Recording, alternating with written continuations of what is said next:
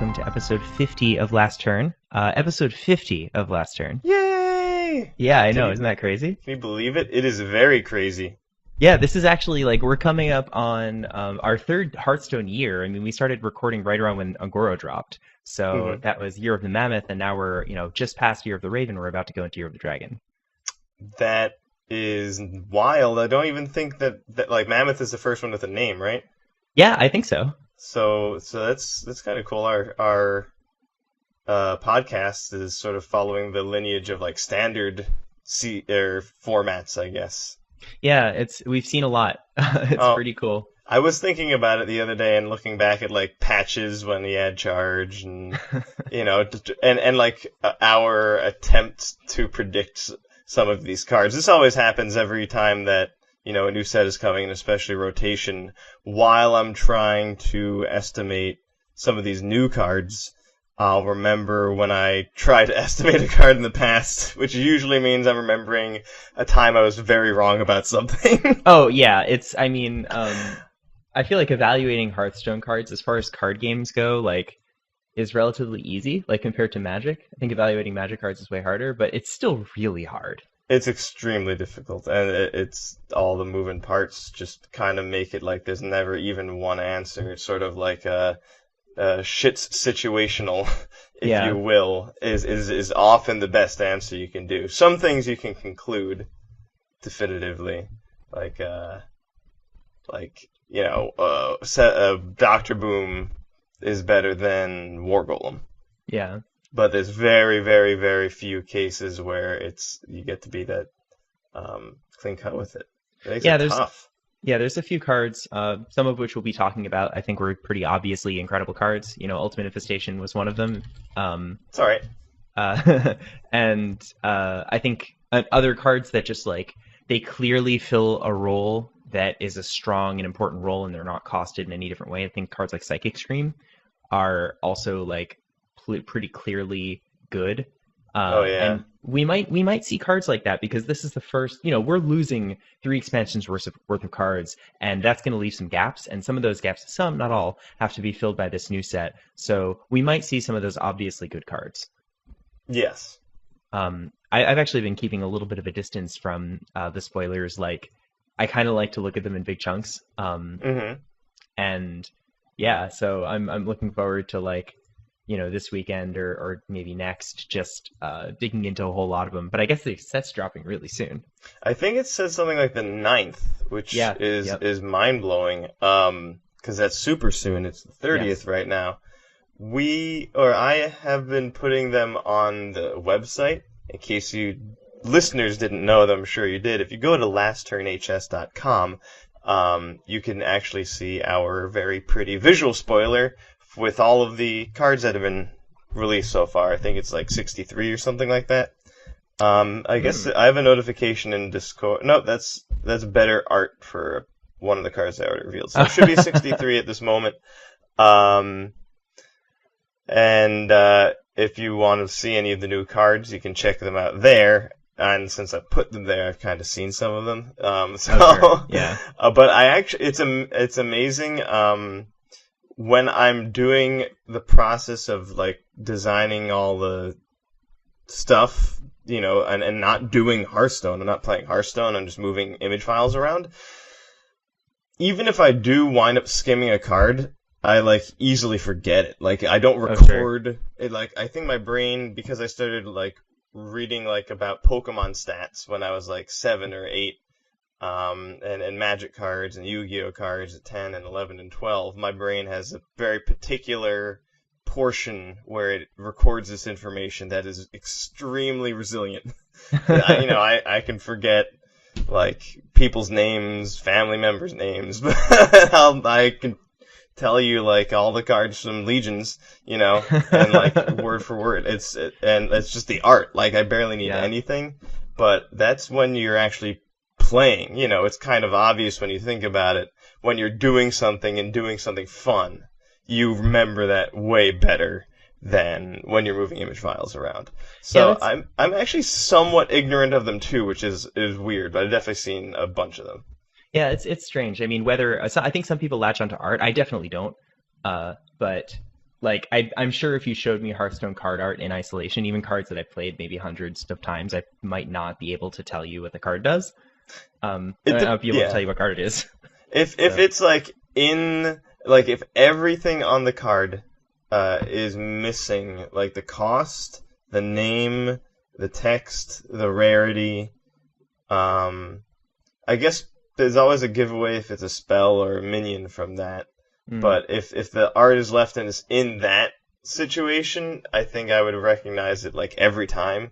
That's basically how Oh I yeah. tell the cards apart. And I don't even know the names of a lot of them sometimes, but I'll know what they do by the art. But I think if you show like the full art to me, it's actually harder.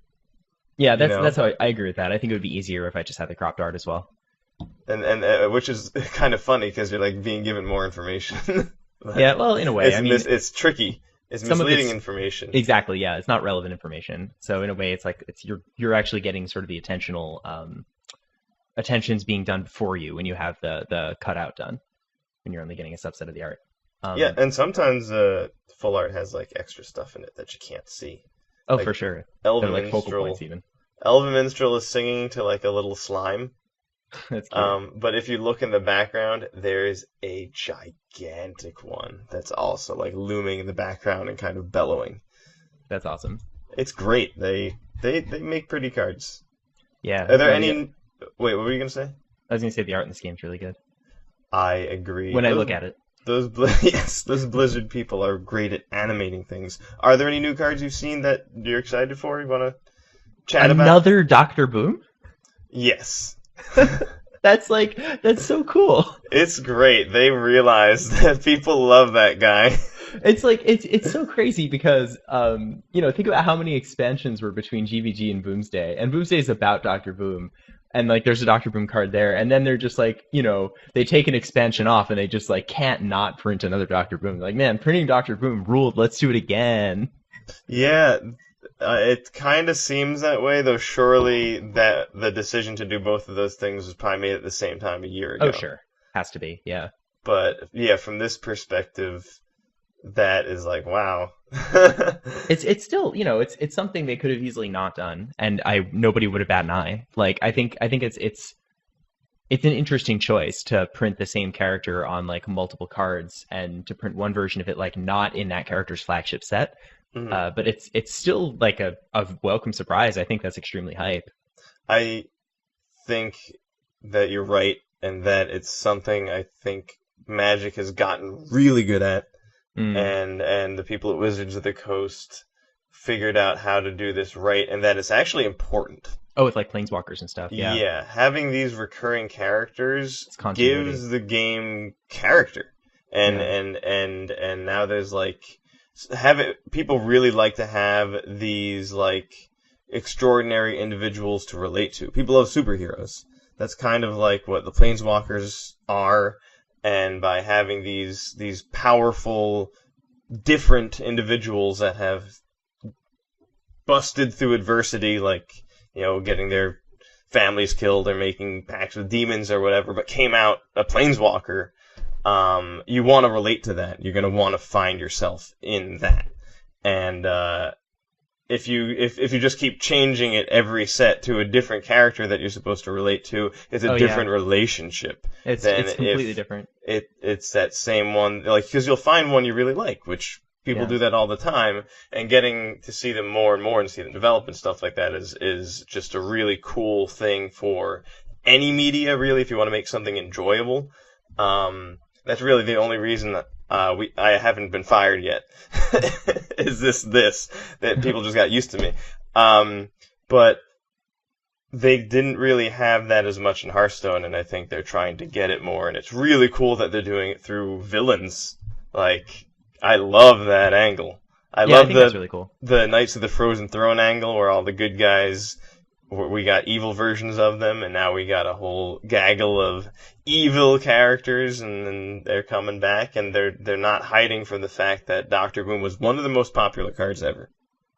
Yeah, no, I think that's really neat. It's very cool. I'm looking forward to them doing that more. I think that's a really interesting point that you bring up. Like, I didn't even realize that that's like the Planeswalkers, but it totally is.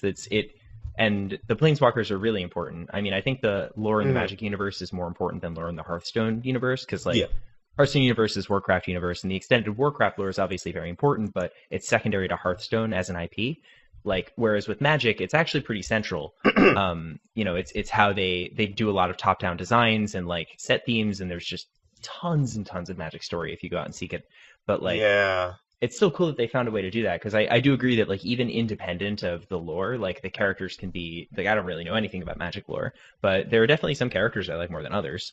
So Hmm. I It think that's like makes pretty it, cool. it can make the cards more fun, the game more fun, and it Yeah, can also give it like context and stuff like that as well. Like what's going on? Why do I care about playing this? Why are there all these robots everywhere? Oh, yeah, Doctor Who made them all. Okay. for sure. So this episode we wanted to talk about what we're going to lose in this upcoming expansion, but before that, we actually wanted to report back to you guys about an experiment that we tried. So Yes, this is exciting. yeah, this has been great. So in our last episode, we had talked a little bit about, what if you played a constructed format where you had some random number of legal sets, and they were not the standard sets. They, wasn't as expansive as Wild, but you just had like some subset of the existing Hearthstone sets, and those were your legal sets. So we tried Yeah. that. We basically decided that we were going to treat sets and adventures the same way for all intents and purposes, and we were going to choose 3 of them at random, add basic to it, and that was our format. Yeah, we didn't want to do a random number of sets, Right. but like the sets themselves would be random. And one of the toughest things, which we still might not have even solved perfectly, is the number of sets to use. Oh, sure. But like you just mentioned, part of another layer of complication to that is some sets are much smaller than others. The adventures, so Blackrock Mountain and the like, are basically a third the size of all the other sets. Yeah, absolutely. With probably a higher fraction of playable cards, but still, like Hmm. that is the playability of a card is like assessed relative to pre-existing formats, which this is not. So, Yeah. Well, um, I mean, theoretically, this is gonna these formats are gonna somewhat resemble some past sets, but they'll also have completely unique properties as well. yeah, but I also like the power level considerations are different. And so Yeah, we and can actually jump into unpredictable. that a Yeah. little bit. Yeah. Yeah. So the sets that we ended up with, and this is a doozy. So we ended up playing with basic, Blackrock Mountain, Witchwood, and Mean Streets of Gadgetzan. Mm-hmm. The So mean mountains of Witchwood. yeah, there were some mean mountains. So right away you have Blackrock Mountain, you have Scaleworm legal in the same set. You have some other really nifty dragons. Uh, you have Draconid Operative, for example. Yes. Um, but you also have Baku and Gen. Our favorites. So Who this doesn't was love that? this was a lot of fun. I think we've been playing with just our play group of 4 people, and this is like really revitalized casual play for us. I mean, we're actually excited to queue up against each other and just like grab random games, and it's a really like it makes getting a challenge your friend quest much more exciting. Mm-hmm. Um, and yeah, it's been a real blast to play with this. I mean, I feel like I built an even shaman deck that I really like, and I get to use the Jade package in this like fairly weak format, which is pretty ridiculous. Yeah. But on top of a bunch of other really cool stuff, and like we mentioned, the power level considerations are different. So I think you had a lot to say about Chillwind Yeti and Shieldmaster. I'm playing Yeti in my even shaman deck, and I really like it. Yeah, it is definitely a good card in most of these formats, probably. Yes, I agree. Um, Maybe. and so yeah, the thing about Chillwind Yeti and Tazdingo is that they were definitely really good at the beginning of Hearthstone, and they became worse gradually. And some amount of worse is definitely right because they're making new cards, and they want people to play the new cards. And as more and more emphasis is put on the new cards, because like there was definitely more emphasis on the basic cards and the classic cards when that was all that existed, right? So Right. obviously, like almost because of capitalism, Chillwind Yeti has to get worse. Um, And so that's one of my favorite things about this is by turning the overall power level down by taking out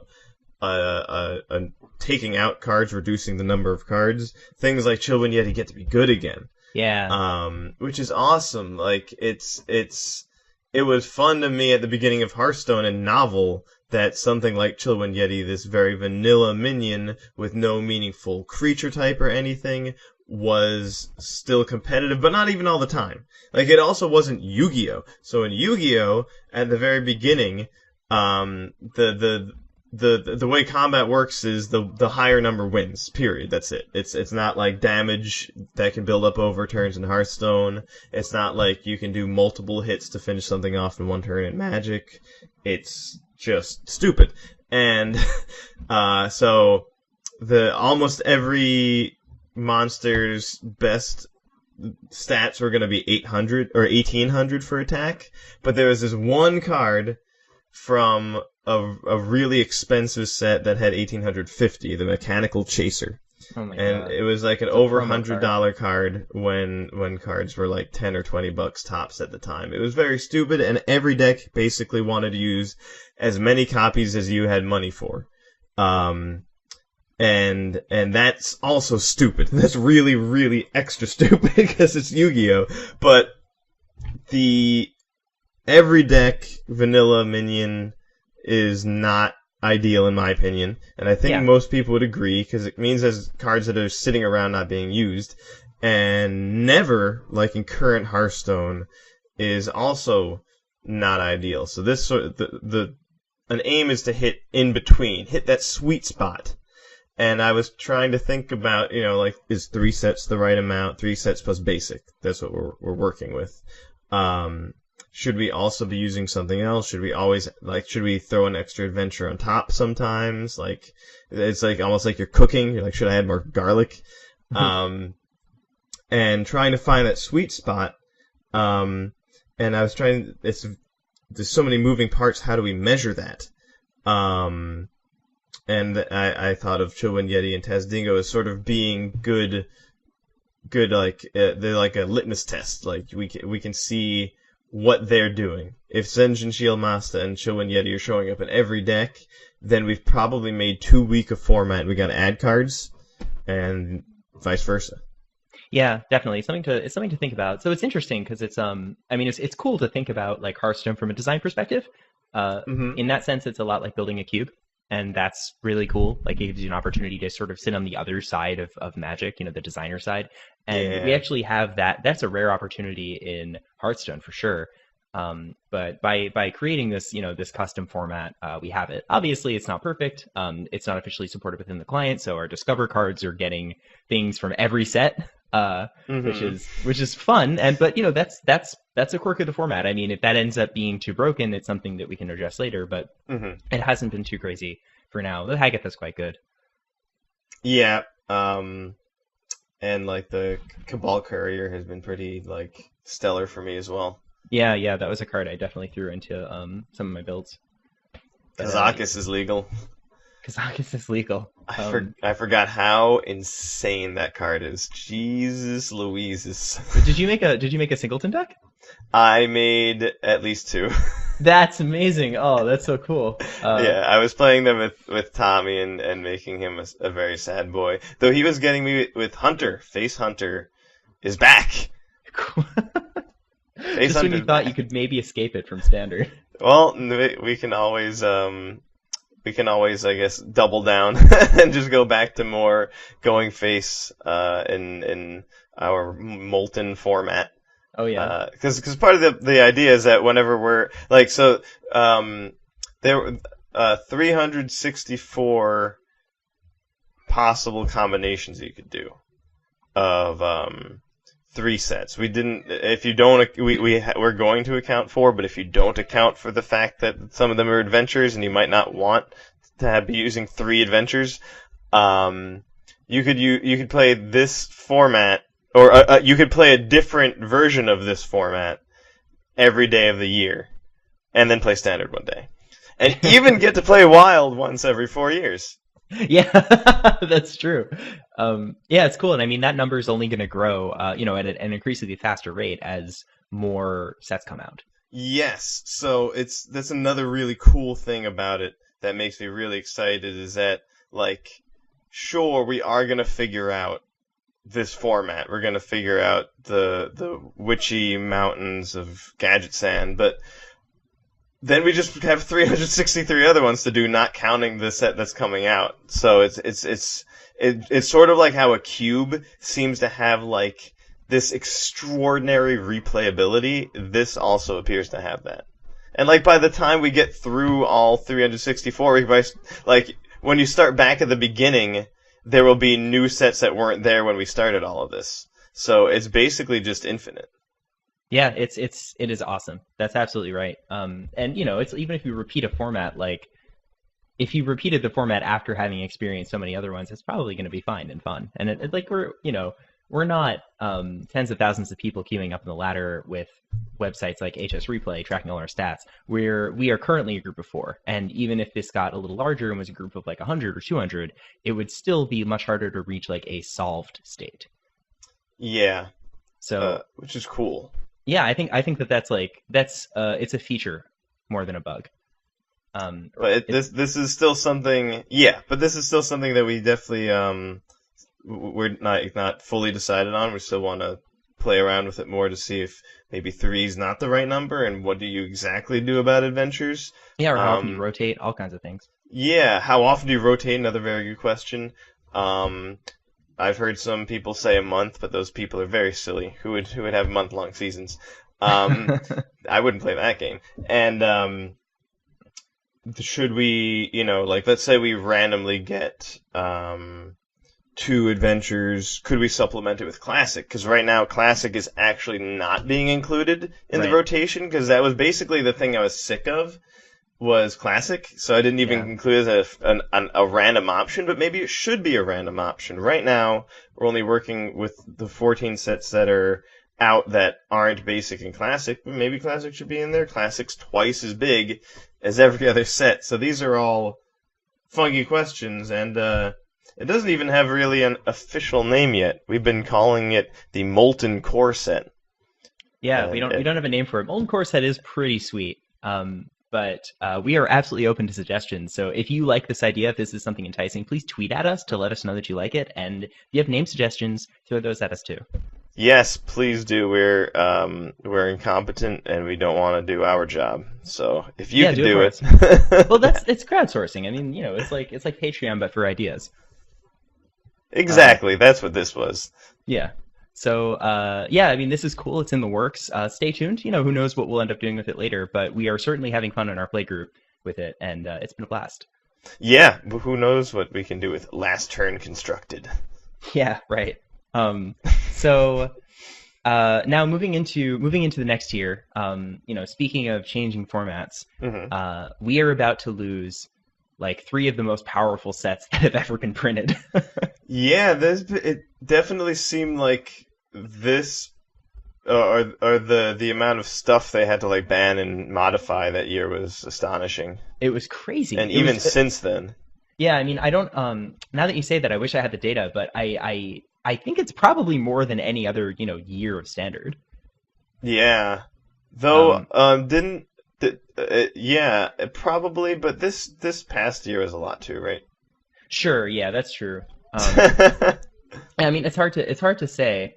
Either way, there were a ton of bans, there were a ton of changes. I also think that at some point in the last year and a half, Blizzard's philosophy on balance changes has changed a bit in Hearthstone. Like, I think that they initially were really hands off and like reluctant to do it, but then they sort of added in the Hall of Fame, and now they have these like once or twice a set, bans and nerfs and stuff. Yep. So, yeah, I think you're right about that. Yeah, so it seems like that is maybe not a perfect indicator of power, but there was still a ton of cards that are incredibly powerful that affected both Wild and Standard, and have really been format defining since they were released. A ton. Oh yeah. So we're losing them. Yeah, they're gone.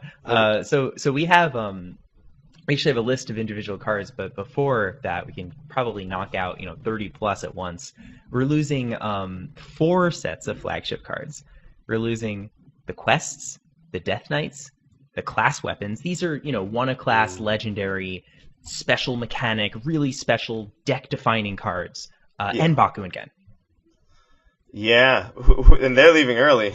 Yeah, they're piecing out. So, yeah, when I initially made that list, I was thinking like, oh well, we're losing 3. No, we're actually losing 4. Those are all, yeah. So the very meaningful thing about that is that every class is getting affected by that, because every class had one of what you said. Not every deck had again in a Baku, but not every class. But every class had it available. Yes. So these are gonna affect everybody, some more than others. That's a good place to look, right? Like Rogue and Paladin are really gonna miss Baku, whereas maybe everyone else won't miss as much. Warrior's gonna really miss Baku, right? Yeah, Warrior. I mean, you can only be hopeful for Warrior, right? They can't get like that much worse. So they are definitely gonna miss Baku though, for sure. Yeah, that's exactly what you talk about. This deck. There's a whole deck that's been around this entire year that's plan has been to have Baku and armor up for 2 every turn, and now that's leaving. Yeah. So, I mean, it's like you said, though, yeah, some classes are affected a lot more by these losses than others. So I think the quests are like not super popular anymore. Like maybe they were when Agoro came out, and they sort of like never really achieved this omnipresence that the Death Knights did. And I think the weapons also never achieved that. But the Death Knights themselves, like the classes that are losing powerful Death Knights are losing incredible late game options. So Rexar leaving, Rexar was a sleeper. That card came out and didn't really see a whole lot of play, and then it just got better and better as they released Rush and Lifesteal and all kinds of stuff. Yeah, and that was insane. Yeah, it is an incredible late game card now. It is a serious threat. It's the kind of 6-mana card you keep in your opener. Yeah, every time. It's it's every matchup. Yes, it's just always a really, really, really good card. Yeah, and we're losing Malfurion, which is also a really awesome piece of tempo. We're losing Gul'dan, which was like both one of the best late game options in the game, and also one of the if you want to guarantee you're going to win in Fatigue, you can play Gul'dan, and also just like. It was amazing when it was played. It was a huge swing. It fit in almost every Warlock deck. Even some slower Zoo versions ran it. It was crazy. It was Warlock's like main way of winning for a long time with even lock. Yeah. And then also, we're losing Jaina, which is a 9-mana card I keep in my opener. Yeah, another card that is like really, really hard to beat. So we're losing, we're losing a bunch of cards. Deck defining also. I was gonna say control mage. That's basically that's the plan. Is play Jaina. Right. Yeah. Wipe their board until you can play Jaina, and then just don't lose. So that's also not gonna really work anymore at all. Yeah. There's also a bunch of there's a few other tools. That deck is losing that are gonna hurt. I mean, it gets to keep Flame Strike and Blizzard, but it's losing Dragon's Fury, and that's pretty painful. That was a huge reason why the deck was so friggin' good. So that's a huge card to be losing. Yep. It's unfortunate, but I'm pleased to see other versions of Mage. Though that is something they actually had for a while. So Alaneth really super powered the Secrets deck that was around for a while. That's true, and we're also losing that. Yeah, so Alaneth is piecing out. I feel like Secret Mage has not really been in favor for quite some time. Probably since we lost Medivh's Valet, but and Cabal Lackey. Yeah, for sure. Oh yeah, both of those were super important. Say what you want about the quests, but I won with one of them many a game, and then they nerfed it. And then I won with it many a game, and then they nerfed it again. Yep. And now it's finally gone. It's definitely gone, for sure. Quest Rogue is gone. So It took all this time. They could yeah. finally stop testing that card constantly. I Getting was thinking emails that. about it from all these people or whatever is making them constantly having a headache about the caverns below. Yeah, talk about a mistake. That is What? I mean, it's No. it's cool. Like, I think I don't know. I mean, I think it is probably a design mistake. It definitely created a really a fun and interesting way to play, but I think most players didn't like it, and it's gone now. Too bad for them. Yeah, but it's They were definitely probably the gone. ones losing to me. Well, they didn't play it. So, this card saw successive nerfs, still was like bodying people in standard. That certainly won't happen anymore. I mean, well, we can't even say that. Who knows? Like they have cards that bring back, cards from the past now. So Yeah, there'll be like an maybe, Elise that draws like a random quest. yeah, yeah, that would actually be really cool. Well, no, Uh-oh. I mean that wouldn't do anything. But Uh-oh. if there was a, Yeah, that would suck. Just like mid-game play 5 mana, 5/5 and get a quest at it, random. yeah, I wonder how you could, Discover a quest. yeah, but I mean even mid game, that's still terrible. Yeah, it's awful, but it's still kind of cool. What if there was a Though, wait, what? Is there a way that you could is there a way you could have a card that's discover a quest, complete it, or complete a random quest? That sound like so you'd get the reward. That sounds pretty powerful. They Oh, would like have to like do what if it was, 10 mana overload 5 or something? yeah, maybe. Yeah. That I guess yeah, that's worth it for some things. Yeah, I think that that's an interesting that's something interesting they could consider. I mean, yeah, I think like discover a random quest completed on just some mid game minion is obviously not right, but it would be interesting to see if there is a way for them to incorporate quests into future sets via another card. Yeah, and that's a cool way to do it. Just skip to the reward.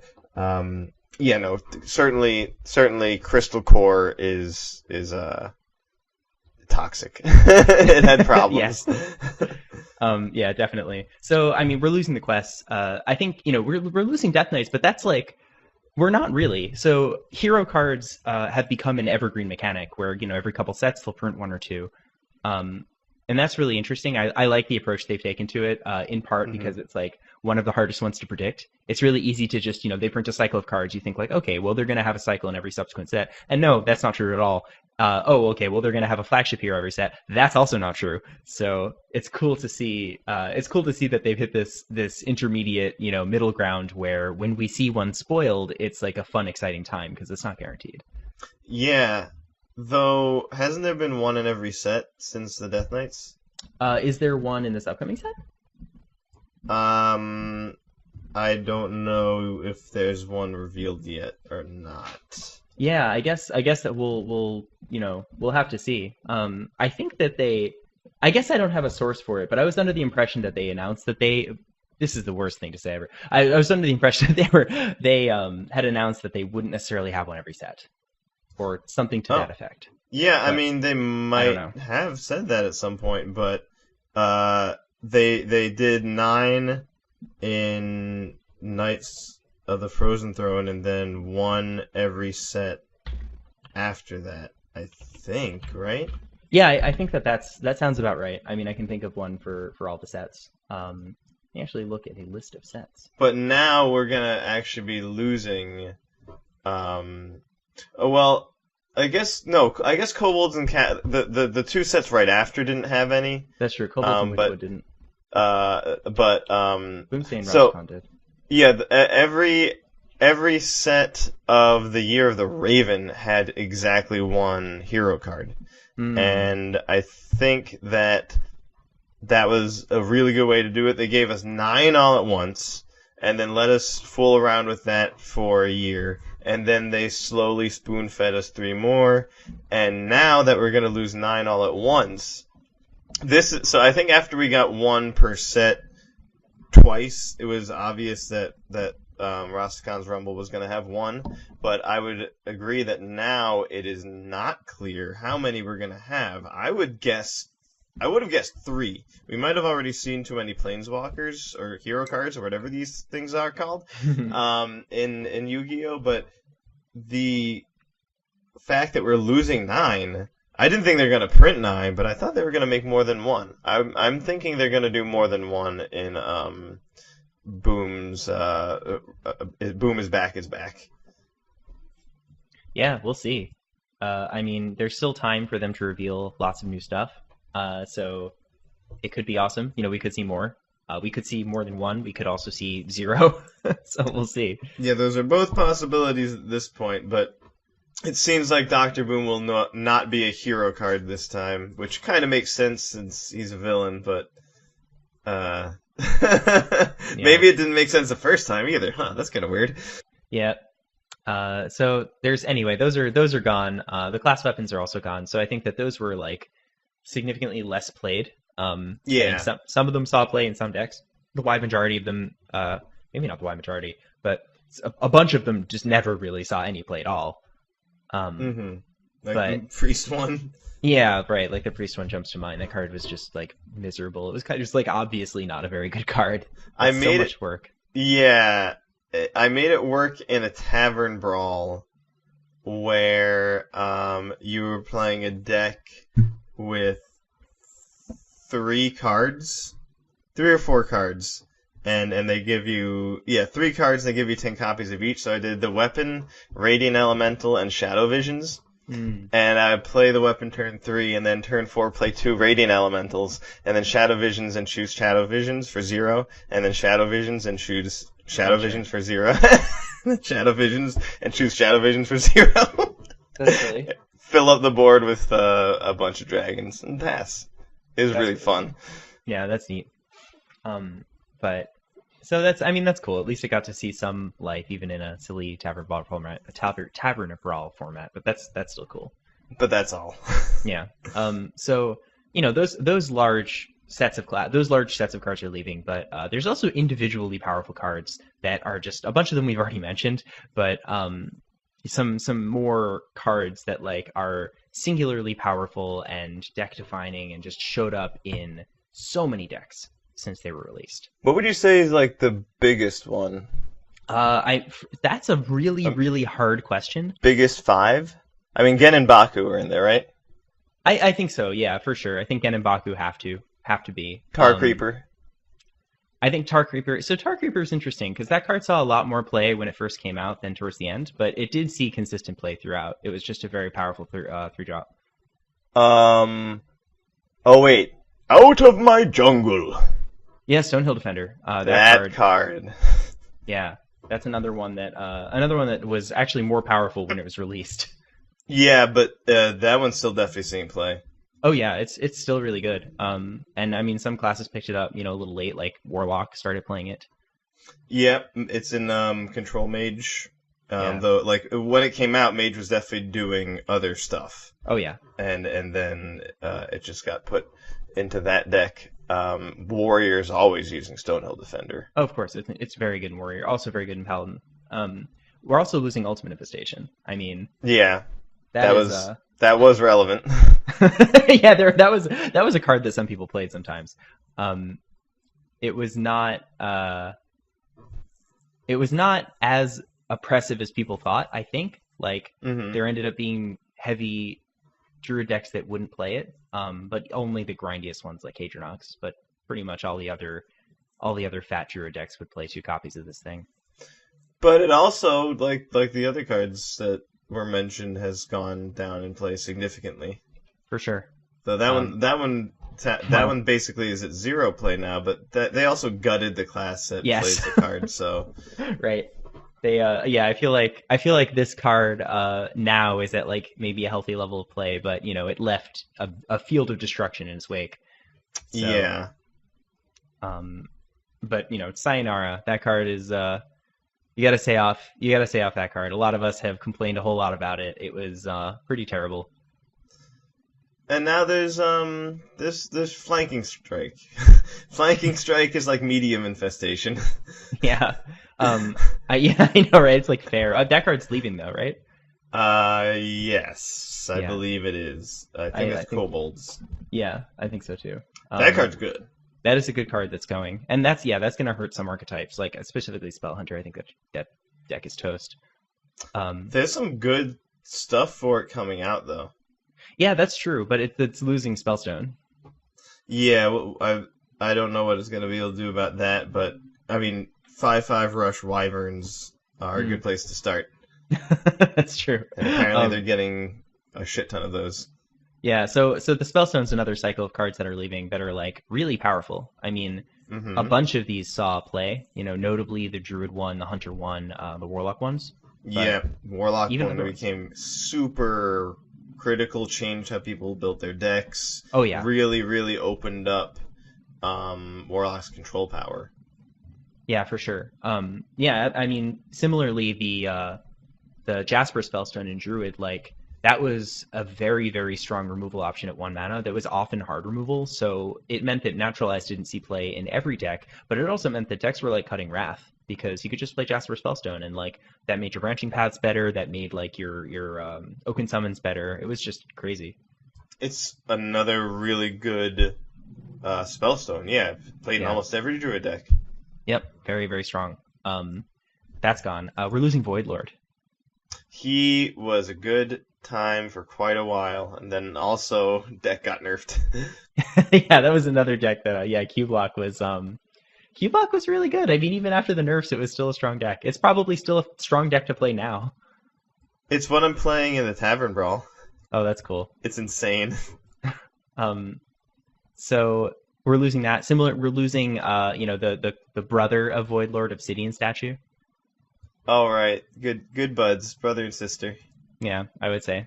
Um, I think both of these cards have frustrated many a aggro player. They're both gone. Hallelujah. Yep. Um, yeah. So I mean, there's a lot of stuff. Lich King, that's gone. That was like that's how I play in a lot of decks. Lots of different kinds of decks. That one, yep, still seeing lots of play. That one, I think you could maybe argue it went down less because it was never like super high because it's an 8 mana 8/8. Yeah. That is not going to be as ubiquitous as a Tar Creeper, but um, there's definitely still a handful of decks that use it. There's even been definitely like consistently you can find like mid-range aggressive decks where he's the top end. He's in the aggro deck. Yeah. He's just good. He brings the lunch. Yeah, he does. He's a very strong card. A lot of the cards that you get off him are really good, and even just drawing a card that like might be good in every turn is really good. Very Hmm. few of them are completely useless, and I would say all of them are situationally useful, which is fantastic. And if you're playing a mid range deck, like even Army of the Dead is a strong option. Yeah, and then some are just friggin' ridiculous. Oh yeah, like Death and Decay. Yeah. Absolutely. We're also losing Keleseth. Yes, we are. Also has gone down in popularity, but I guess a lot of these have gone down because they were so impactful and needed to be nerfed. Yeah. But he's still a really good card that saw a ton of play. That Yeah, I mean, he still sees play because a lot of yeah. decks can. One drops are really good in Hearthstone, and I think as the card pool is bigger, the number of like playable one drops goes up, and then Mhm. your aggro decks can just have such a large number of one drops. They don't actually need two drops. You just have like one drop hero power or one drop, one drop, one drop. Especially if you're playing odd. Yes. Oh, for sure. Yeah, but then you're not playing Kelesith. Oh Um, wait, that's true. But I guess I'm making a parallel point about a oh different yeah. thing. Yeah, that's true. It's the same. A lot of the same logic operates there. Is that like giving up your two drop slot is not actually that bad when the payoff is high enough. And Kelesith and Baku are definitely in that camp. Absolutely. Yeah. So there's other cards that like have kind of fallen out of favor a little bit, but were still incredibly powerful in their time. Call to Arms jumps to mind. Mm-hmm. Um, Yeah, but it's the same story. yeah. Good, then it got nerfed. Yep. Definitely. I mean, two very similar cards, Shadow Visions and Primordial Glyph. Shadow Visions never really fell out of favor. That card's always been good. Yeah, I think that's been at a high rate of play from the moment it was printed till the end because it's an extremely good card. Yeah, it's just an obviously good card. It's like, especially in a control class, it's pretty much exactly what you want. It's just, discover a spell in your deck. It's like what you're looking for when you have a deck filled with narrow answers. It's perfect because the fact that you get an extra copy is so beautiful. Like it's not a tutor, gives you an extra one, means that whatever you're playing against, you can pick a card that you kind of would wish you had another copy of for them. It's almost like you can sideboard during the game. Yeah, that's silly. It's true though. So Glyph is an interesting story because like it's a very different card than Visions because you're not choosing from answers you already have, and in some sense you do have the option to like pre-board with it. But most decks that were running Glyph, like I think they just wanted damage, and over time the number of mage spells that did direct damage, or the fraction of them that did direct damage, has gone down a bit. And so yeah, got weaker. Though I think, well, what killed Primordial Glyph is Dragon's Fury. Oh yeah, that card. Oh yeah, I agree with that. Single-handedly is responsible for the well, maybe not single-handedly because if it weren't for Dragon's Fury, Keleseth would have also done some damage, but I think that every mage deck wants to run 2 glyphs unless they're using Dragon's Fury, because as long as the card costs 1 less, or 2 less rather, it's going to be insane. I agree with you, but there's also like a class of mage deck that they clearly provided support for, but we never really saw after Valet and Secrets rotated, which is like an aggro mage. Things with Mage had a few aggro-y options that could have been really good, like Book of Secrets, or just like some decent, that legendary 2-drop that like does something special. What is it, like you draw another copy of minions you draw or something like that? Is that what it does? Yeah, Archmage Arugal. When you draw a minion, he makes another one in your hand because he's just such a nice guy. So if Glyph were a little stronger, or like if it could more reliably do damage or kill something, then that deck would have been stronger. Yeah, exactly. Whether you'd actually want to run Glyphs with Book of Secrets is another question, but still, or maybe you just don't run Book of Secrets and you run Glyph Fireballs. Yeah, that would make sense. That would work too. Yeah, but yeah, I do agree with you that I think that the primary killer of Glyph is certainly Dragon's Fury. I think that's undeniable. Another one is Saronite Chain Gang. Yeah, that card got nerfed. Also nerfed, but I think they're finally getting their question answered. 2 years. Yeah, really? that is the answer. I think that was a card that saw play in far too many decks. I mean, it got nerfed because of one little shaman combo deck, but tiny little combo. It's a tiny little combo that generated quite a lot of press. It's a pretty crazy thing to see with your eyes. Oh yeah, I remember like snap building Disguised Toast version of that deck, which ended up like not being that good in the metagame, but it was so much fun to play. Yeah, I enjoyed seeing that deck a lot and was stoked when I finally opened my Shutter Walk and was like, all right, let's do this. We got to walk. It is a blast to play that. Yeah, so we're losing a lot of powerful cards, and even some that were like. So it's interesting. I think over time they've been trying to kill charge, like just the charge minions that can come out and win the game for you. They're trying to get rid of them. There's still some that are left in the game, like Leroy, but with this expansion rotating, we'll actually see 2 leave. We're seeing goodbye Charge Devilsaur and goodbye Doomguard. Oh no. Yeah, I know. Devilsaur's gone. Devil Swear. Yeah, Devilsaur was a favorite in our play group, and by our play group, I mean Evan built a lot of decks that had Charged Devilsaur as a win condition. That dino's got swagger. It's good, yeah. And you could still, even though it looks like it says specifically on it that you can't maul your opponent in one turn with it, you can, and that's even better than if it didn't explicitly say you couldn't. Yeah, I agree with you. It's the card was you're supposed to try to get around its limitation as opposed to like play it the way it's intended. Yeah, I mean I liked it. I tried to build a Gloop Sprayer Charged Devilsaur deck when Boomsday Project launched. Ambitious. It didn't work, but it was a cool idea, and the times that I smashed people with Devil Source felt really good. Yeah, Gloop Square is a bit of a disappointment. I had hopes for that. I had hopes for that guy. I thought he would really make something out of his research, but so far nothing. Nope, not a thing. Yeah, Just I mean, eating Fritos. So I was trying to do that with the thing that revives Beast. Was that Witching Hour? Is that what it's called? It sure is. Yeah, so I was trying to do Witching Hours, in Gloop Sprayer and just try to like cheat on mana a bit to get them both to go off with either the Twig or with an Innervate or something, and just like copy one or two Devil Swords and just like smash. But nope, Not anymore. no. That's for wild games only now, but that's okay. Yeah, that's fine. I'm pretty fine with doing that in wild. Yeah. So there's, singularly there are lots of very, very powerful cards that are leaving. But hopefully they're going to be replaced by some good stuff. I mean, the cards I have seen from the set, or some themes in this upcoming set I've seen, have been awesome. So like there's lots of cards that disrupt your opponent's deck, which is really cool. Yeah, that's like always that a nice lot. to see. It's not very common, but it gives you a way to deal with things that normally you just gotta kind of take to the face. Yeah, I think that's their answer to stuff like Malagos and, related. So it's neat to see that. But Yeah, though I guess the 3/8 for 4 that conjures up a minion from their deck, you probably don't want to play that into Malagos. oh no, no, I no, guess no. if you're holding removal, but if it's turn 4, the solution that is not. Yeah, no, I agree with that. That's a problem. That's not something you do.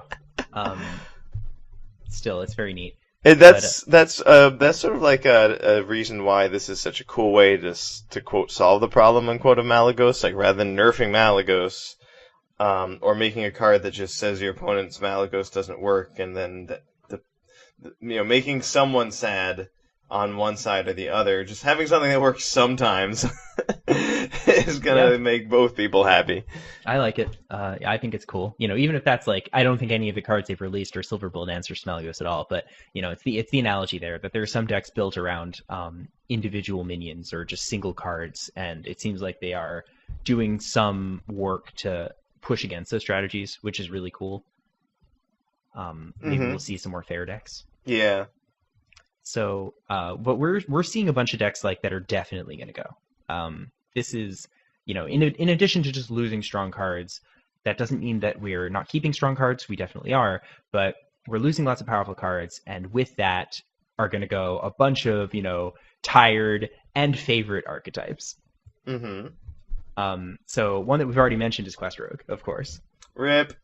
Yeah, so nobody's upset about that except Evan. It was fun while it lasted, buddy. And then it was fun after it lasted.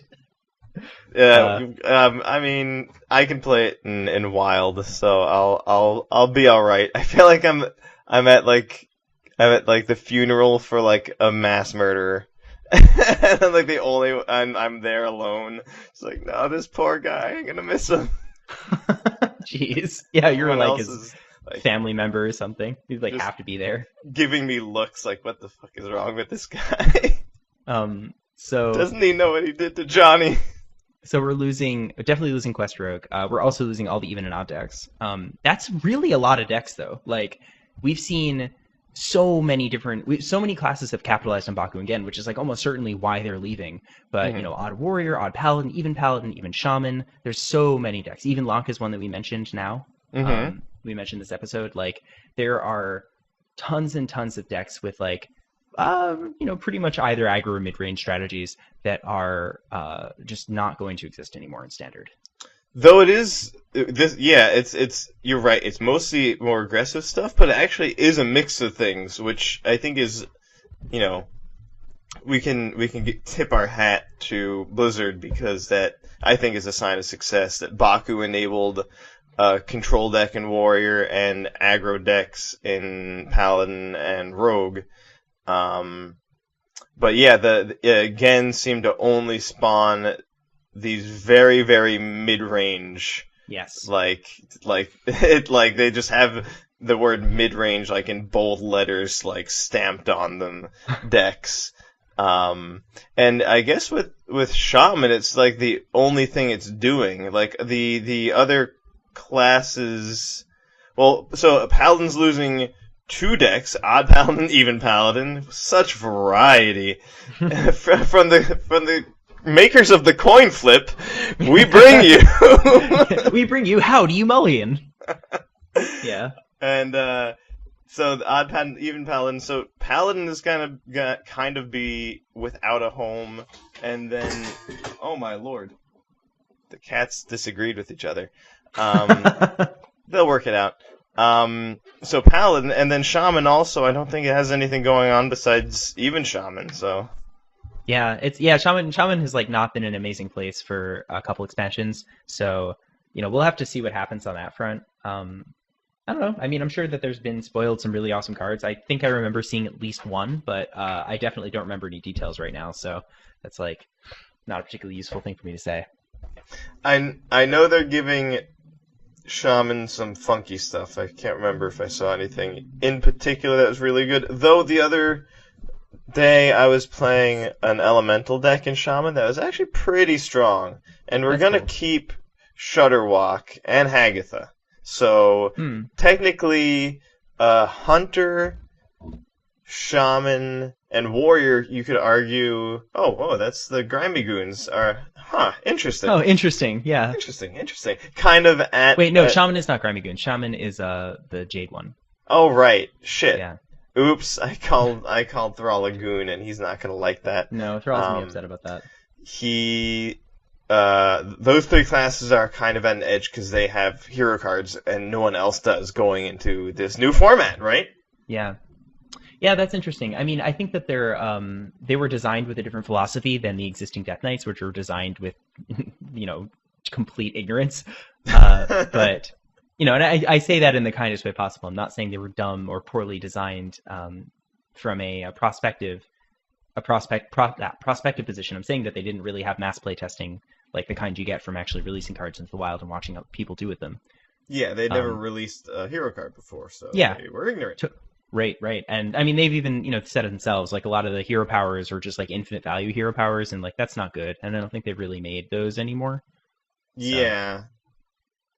So, the closest they've come is Dr. Boom, but like that's not the same thing. But the Hagatha and Dr. Boom do give a lot of extended game potential, and I do think that that's something I want a decent amount of hero cards to do forever. Yes, that's fine. But Zul'jin, on the other hand, is more of a finisher where it's like an explosive impact. It's sort of like, and Gul'dan is just both. Yeah, I was gonna say it's like half of Gul'dan. It's Gul'dan is Zul'jin's great because it does 50% of what another card does, but that card is Gul'dan. Yeah, right. That card's really good. Yeah, so that card was like it's pretty close to a 5, if not a 5. Those classes sound like they're gonna be appealing to play. So even though Shaman is losing Gen, the strength of the elemental deck and the retention of Hagatha and Shudderwalk make me actually pretty confident for Thrall into this Year of the Dragon. Yeah, I'm looking forward to it. I mean, it probably can't get that much worse.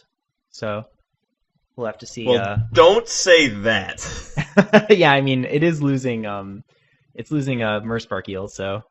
They're gonna make like Shiverwalk. His battle cries, copy all battle cries that froze your own minions this game. Oh yes, please.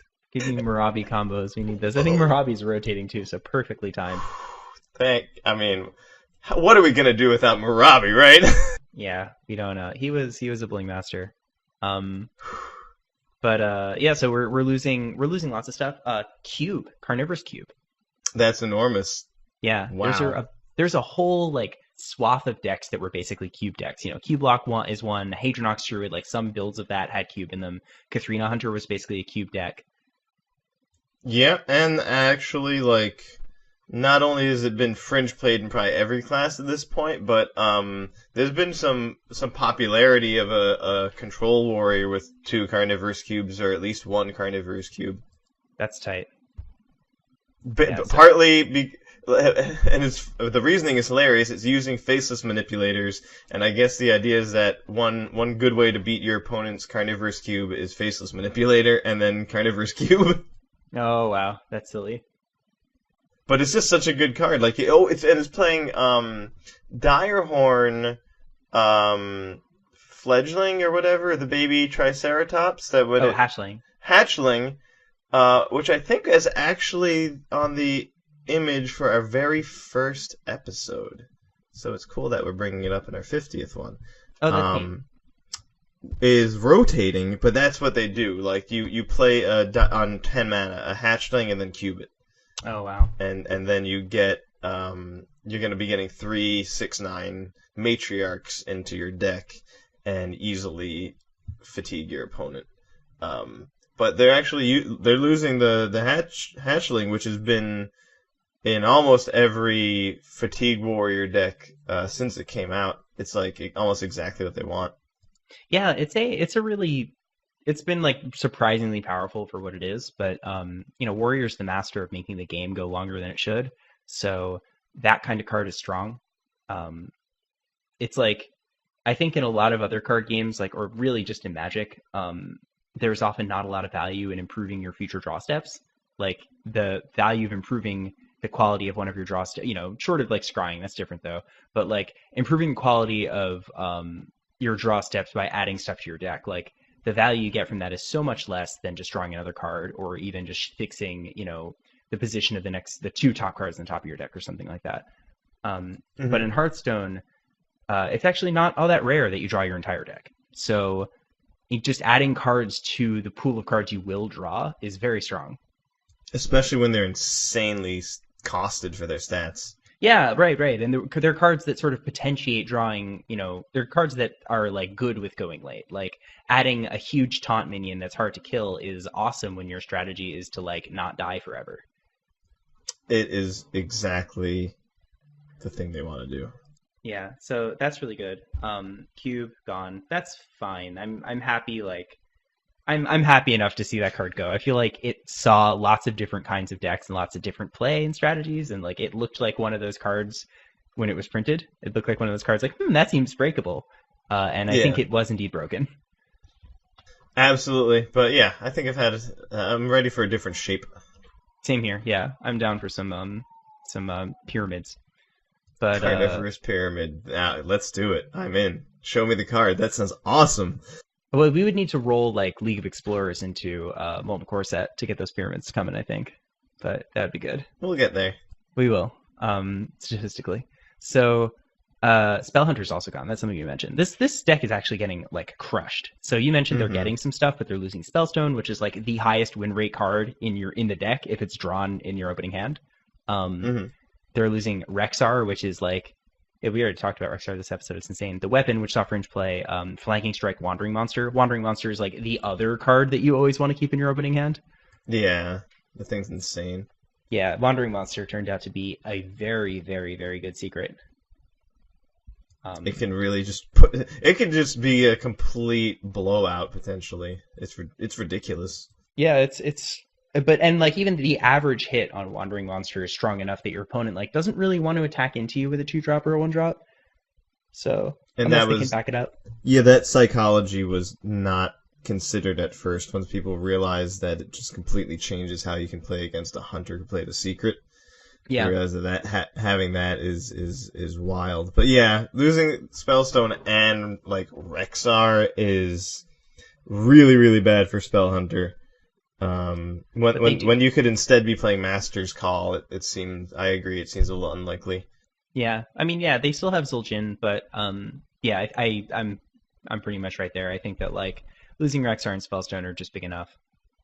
They could play, probably play Zul'jin and Master's Call in the same deck, and it would work out fine.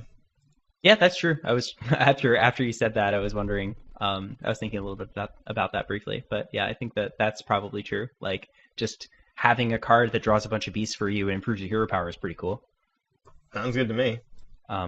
So we're also losing like a bunch of the heavy druid decks, but these have pretty much already been gone. The Ultimate Infestation decks, but like they're definitely going to be gone now because Ultimate Infestation is gone.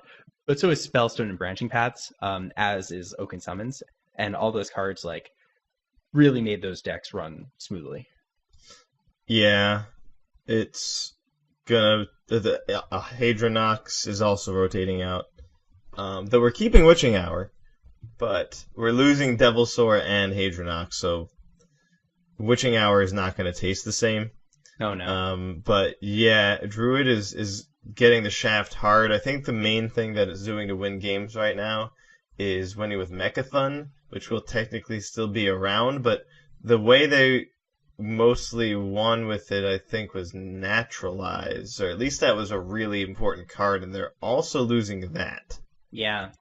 Yeah, that was important in Hadronox also. I mean, that card is like Druid is getting bodied. They've been just absolutely getting wrecked. I'm not that sad about it, but It had it coming. yeah, it did. There was it was a little messed up for a while.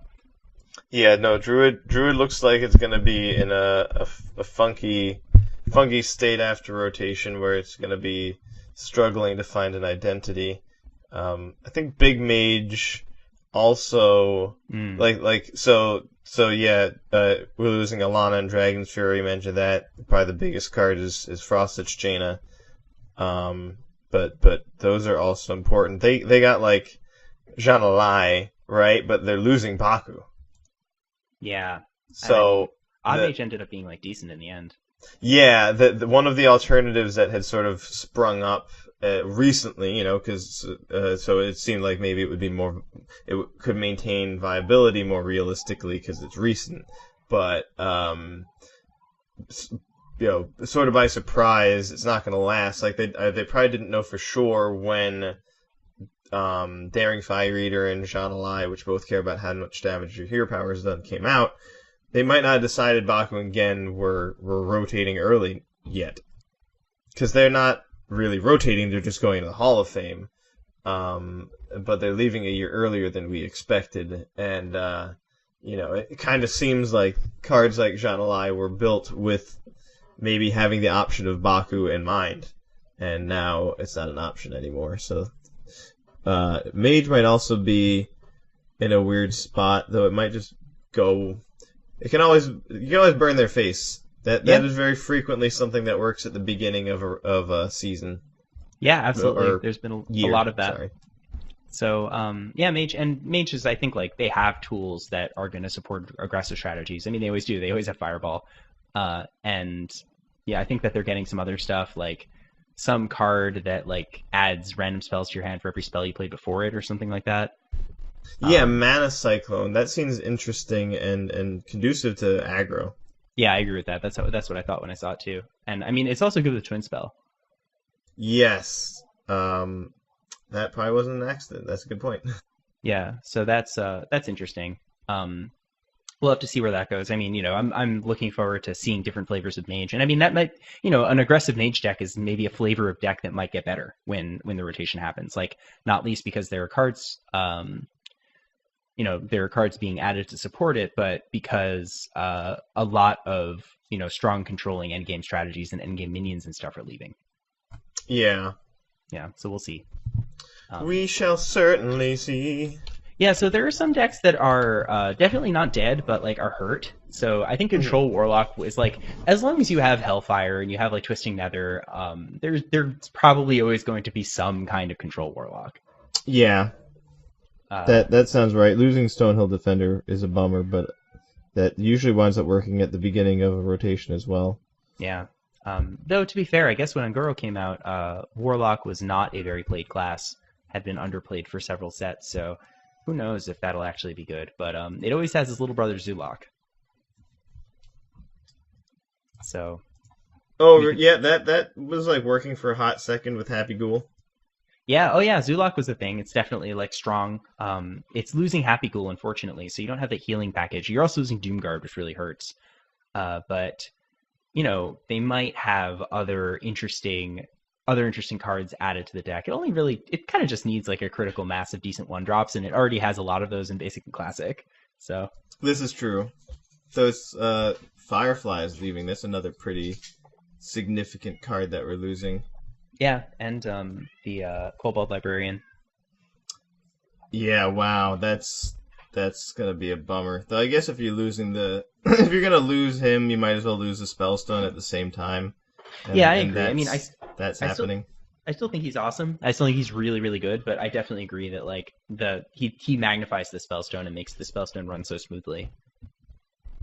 Because like it helps you draw the Spellstone if you don't have it, and it like buffs it up if you do have it. It's just a very, very good card. Also, it's just like it's Hmm. almost free, and it's a lot of value on one card. You're getting a 2 mana hero power and a 2/1.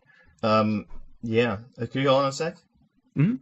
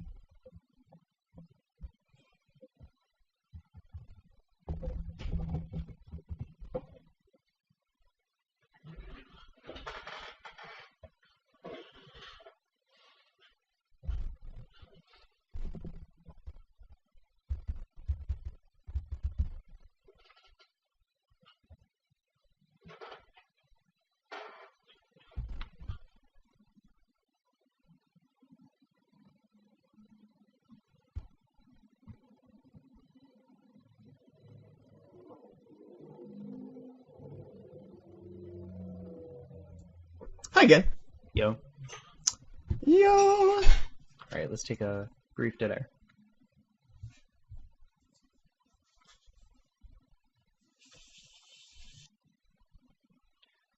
So I think we're also I think this will probably still be good. Like some version of like aggro or mid-range hunter. Like it's, I don't know. It's got so many classic cards and it has a good hero power.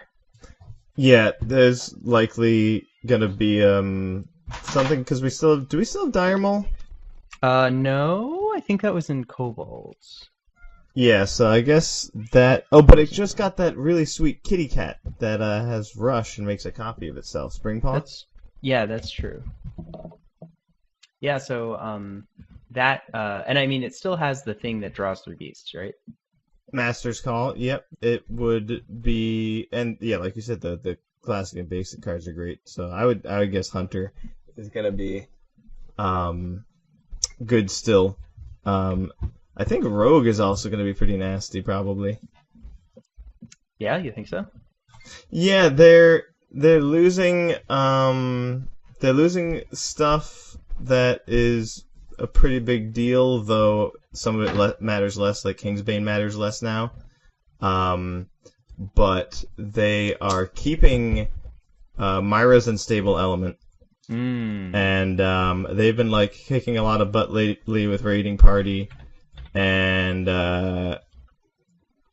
Captain Hooktusk is also like staying, and it seems like it's from a set that should rotate because it's kind of does a recruit effect, but it is not, and it's a pretty big card. It's a pretty good finisher. So when everybody else is losing like Lich King and stuff, Rogue will still have a big closer. Yeah, that's really good.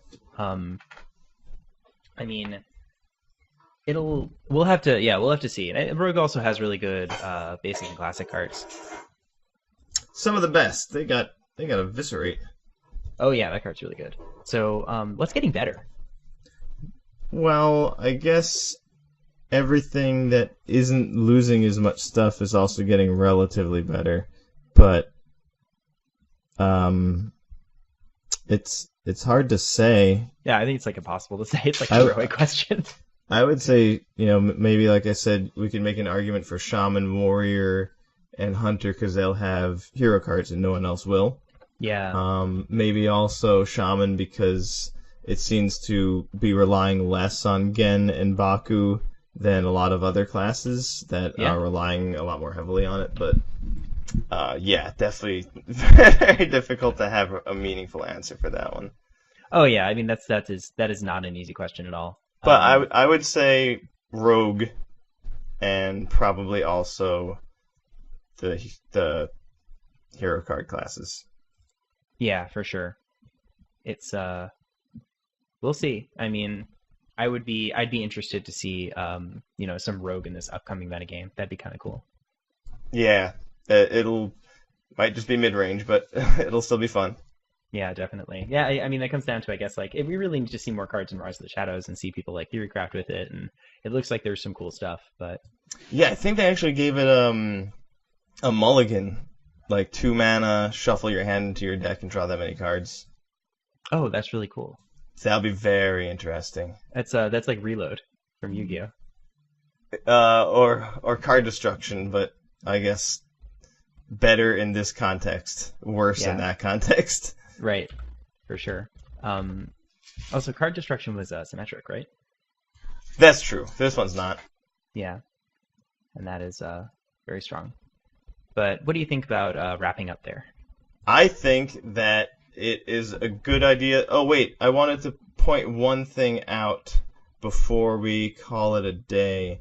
Mm-hmm. What set is okay, so it's because I just want to be a jerk and point and tell you you're wrong about something. Oh, nice. That's fine. You mentioned that the big charge decks are going away, but Amaris is in Witchwood. Amaris. That's the right answer. Amaris is a 10 mana 8/8 dragon from the Witchwood. And it's in Hunter. It's a legendary. When it comes out, it doubles the attack and health of all the minions in your hand. That's its battle cry. There's been a Hunter deck going around that you play. It's sort of like just mid-range Hunter with good cards like Deathstalker, Rexar.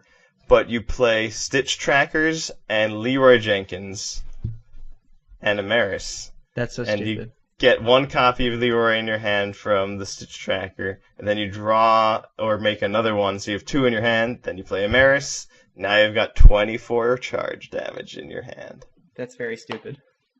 I mean, it might be all I've got left after this, so... Yeah, no, that's very stupid. That's still really neat. Alright, sure, Amaris found a home. That's fine.